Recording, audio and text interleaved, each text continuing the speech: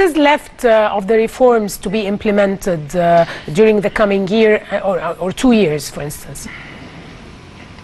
I think there are a few key things that are already underway and that need to be, of course, carried through to ensure that the gains that we are now beginning to see in terms of macroeconomic stabilization are locked in.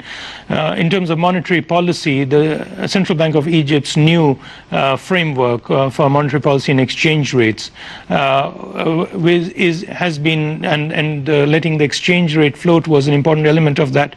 That is getting firmly entrenched over time. And that's something we see the process very quickly coming to this new framework and settling in and moving away from fixed exchange rates that were the norm in the past. So that's well underway. On the fiscal deficit, of course, the authorities program has a 5.5% adjustment over the course of 3 years. That needs to be taken forward.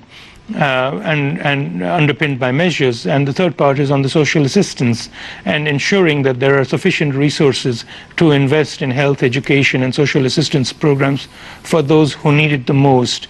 So those are important things that need to be carried through to fruition. Important progress has already been made, and but this needs to be taken through to completion. In addition, the structural reforms that I was just talking about, those will be important to get the process fully underway once macroeconomic stabilization is in place to ensure that this continues. And those reforms are an ongoing process for every economy, and they will go on over time and adapt to conditions over time. What was your advice to the government in terms of private sector, in terms of small and medium enterprises, in terms of the interest rate? This interest rate cannot go on with that level for the investment. What were your advice in those parts?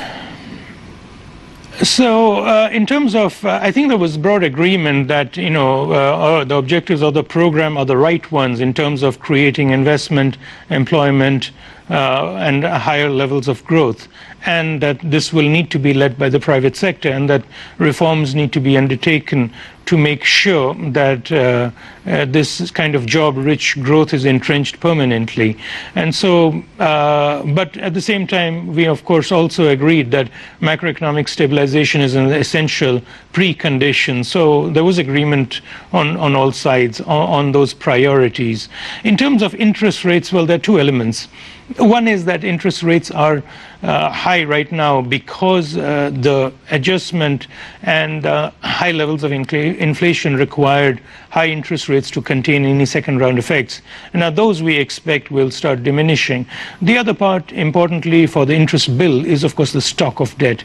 And the only way to reduce the interest cost on the economy is by reducing the fiscal deficit and the debt, and that is obviously part of the authorities' program.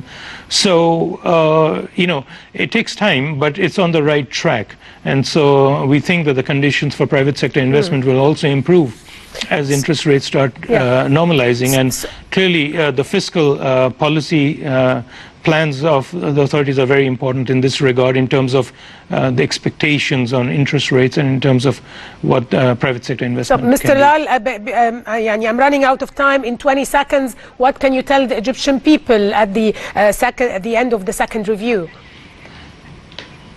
Well, the second review will be completed when the IMF Executive Board meets for it. But what I can say is that, you know, it's clear that, you know, the Egyptian people and population has had to endure many sacrifices this year.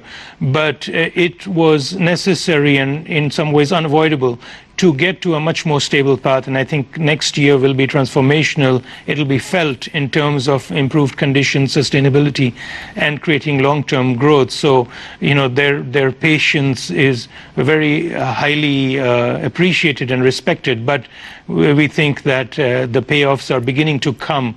So we're very optimistic about the future for Egypt and the Egyptian economy.